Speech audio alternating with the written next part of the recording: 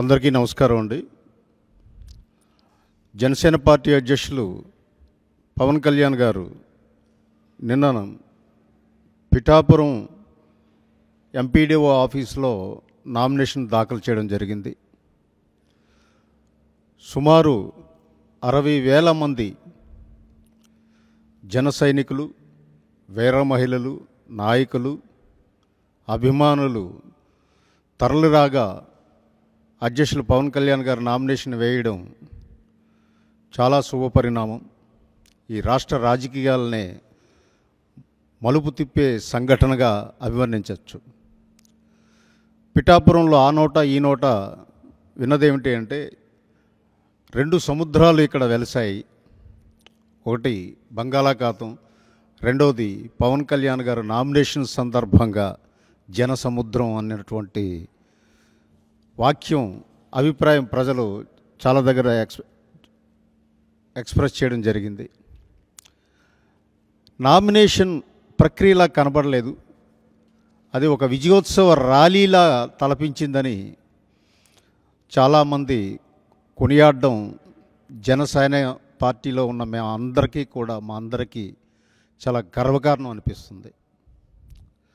అలాగే నిన్నను Telugu Desam, BJP, Janasena party, Telugu Desam నుంచి జాతీయ కార్యదర్శి వర్ల రామయ్య గారు, బీజేపీ నుంచి అధికార ప్రతినిధి విల్సన్ గారు, జనసేన నుంచి నేను శివశంకర్రావు ప్రధాన కార్యదర్శి సంయుక్తంగా చీఫ్ ఎలక్షన్ కమిషనర్ గారికి ఒక మెమరాండం సబ్మిట్ చేయడం జరిగింది.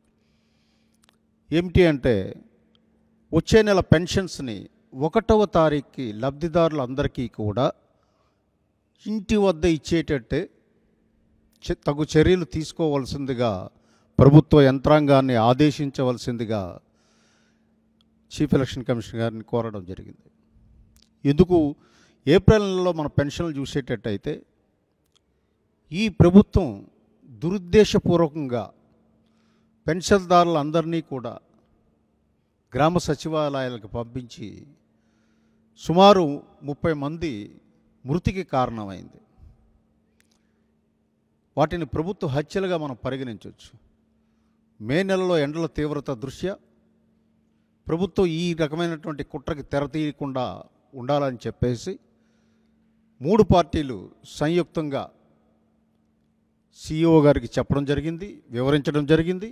సిఇఓ గారు కూడా చాలా పాజిటివ్గా స్పందించి ఆ విషయమై తగు చర్యలు తీసుకుంటారని చెప్పేసి చెప్పడం చాలా సంతోషదాయకం.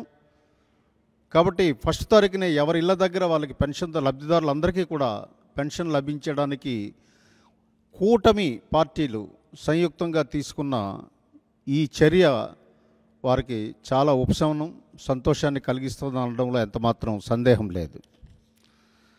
అలాగే సీఎం జగన్ గారి కోడ్ ఉల్లంఘన మీద ఫిర్యాదు చేయడం జరిగింది జనసేన పార్టీ తరపు నుండి. 16వ తారీఖు భీమవరంలో ఆయన జనసేన పార్టీ అధ్యక్షుల మీద వ్యక్తిగత దాడులు చేసి కుటుంబ వ్యవహారాల్లో తలదూర్చి మాట్లాడడం జరిగింది. పెళ్ళిళ్ళ మీద విమర్శలు చేస్తూ దాని మీద సిఇఓకి కంప్లైంట్ చేయడం జరిగింది. జనసేన పార్టీ తరపున జనసేన, నేను, ఇతర నాయకులందరం కూడా. సిఇఓ గారు సీఎం జగన్మోహన్ రెడ్డికి వివరణ కోరుతూ లేఖ రాయడం, ఆయన ఇచ్చిన ఈ వివరణని సంతృప్తి చెందక chief election commissioner of India తగు చర్యలు తీసుకోవాల్సిందిగా ఆయన పంపించారని తెలిసి చాలా ఆనందం వేసింది. ఎందుకంటే ఈసీ ఈ దిశగా ఒక పాజిటివ్ సంకేతం, రాష్ట్రంలో ప్రశాంత వాతావరణం, ఫ్రీ అండ్ ఫెయిర్ ఎలక్షన్స్ జరిగే వాతావరణం క్రియేట్ చేయడంలో ముఖ్య భూమిక పోషించడం ముఖేష్ కుమార్ మీనా ఐఏఎస్ గారికి కృతజ్ఞతలు తెలియజేశాం. అలాగే నిన్నను మేము కూటమి నాయకులు అందరూ వెళ్ళేటప్పుడు కూడా కొన్ని విషయాలు వారి దృష్టికి తీసుకొచ్చాం. ముఖ్యంగా వ్యక్తిగత దూషణలు చేస్తున్నటువంటి పోషాని కృష్ణమురళి ఆయన మెంటల్ కృష్ణలో ఏదో ఒక పాత్ర వేశాడు. ఆ నిజ జీవితంలో కూడా మెంటల్ కృష్ణే. పవన్ కళ్యాణ్ గారి మీద ఏం మాట్లాడుతున్నాడో ఆ భాష అది రాక్షస భాష, ఆటవిక భాష, అనాగరిక భాష. అనేక అనుమానాలని కలుగు చేస్తున్నాడు. అంటే ఇంతవరకు అంబటి రాంబాబు కానీ, పేరు నాని కానీ, గుడివాడ ఆ నాయకుడు కానీ వీళ్ళందరూ మాట్లాడే భాషతో పాటు ఇప్పుడు ఈయన కొద్దిగా తాడేపల్లి ప్యాలెస్ నుంచి ఇన్స్ట్రక్షన్ వచ్చినట్టుంది.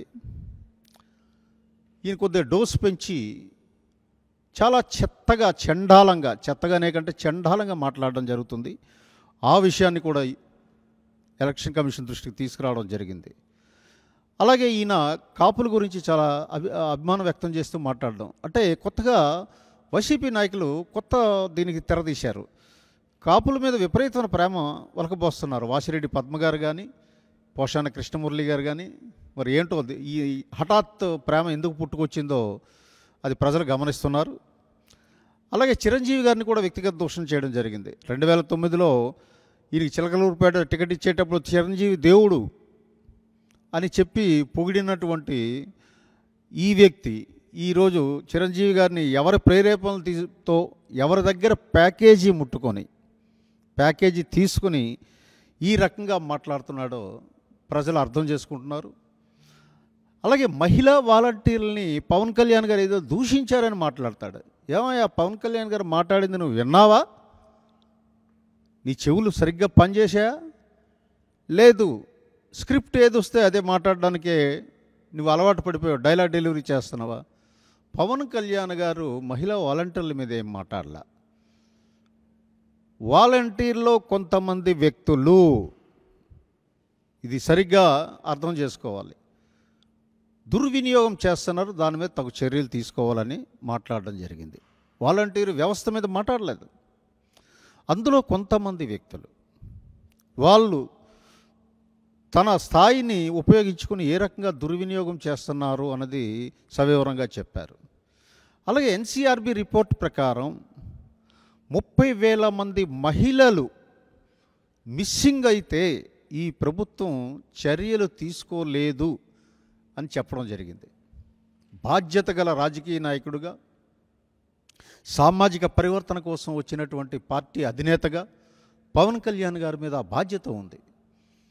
ప్రజా సమస్య మీద గొంతు వినిపించే ఒక బాధ్యతతో ఆయన మాట్లాడారు. అది నీకు అర్థం కాక ఏదో స్క్రిప్ట్ ఇస్తే ఆ స్క్రిప్ట్ చదివి నువ్వు పిచ్చిగా మాట్లాడడం మానుకో. నీ మీద కూడా ఈసీకి మేము రిపోర్ట్ చేయడం జరిగింది.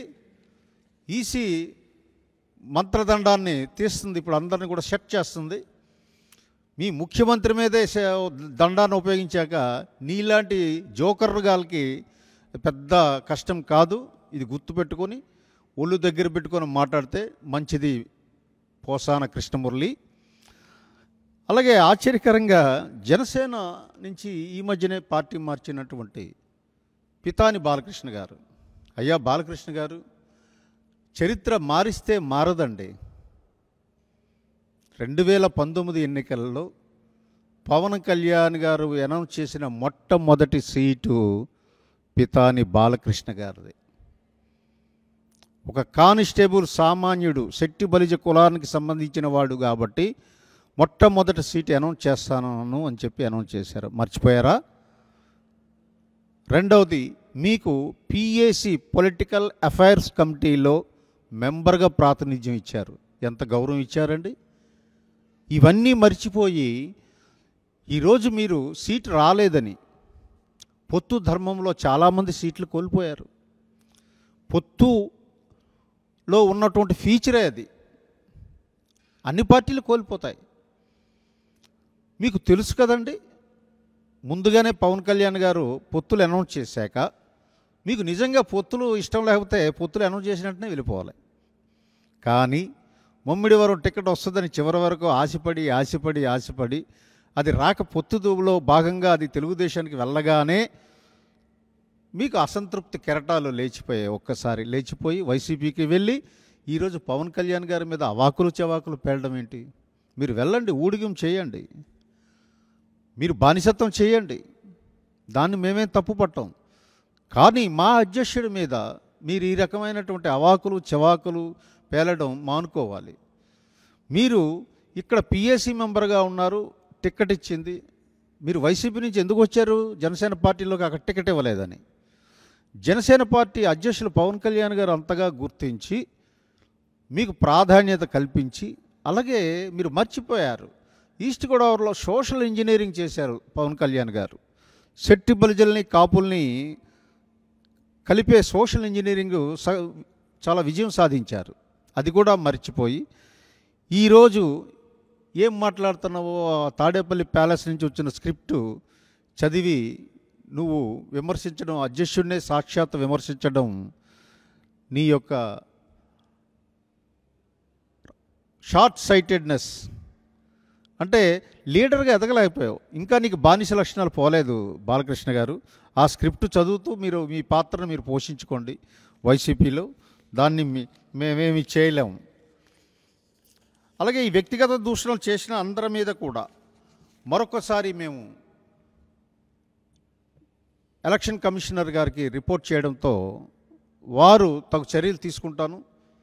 ప్రశాంత వాతావరణానికి భంగం కలగకుండా చేయవలసిన బాధ్యత ఉందండి. 324 ఆర్టికల్ ప్రకారం ఫ్రీ అండ్ ఫెయిర్ ఎలక్షన్ చేయవలసిన బాధ్యత ఎలక్షన్ కమిషన్ మీద ఉంది. కాబట్టి మీరు తగు చర్యలు తీసుకోవాల్సిందనగా వారు కూడా పాజిటివ్గా స్పందించారు. అలాగే కొన్ని విషయాల్లో ఎవరైతే ఎక్కడైతే కామెంట్ చేస్తున్నారో వాళ్ళ మీద ఆ కన్సర్న్డ్ పోలీసు స్టేషన్లో క్రిమినల్ కేసెస్ కూడా ఫైల్ చేయమని చెప్పేసి మాకు ఆయన సూచనలు చేయడం కూడా జరిగింది. ఆ కార్యక్రమం మున్ముందు కొనసాగుతుంది. థ్యాంక్ యూ, ధన్యవాదాలు.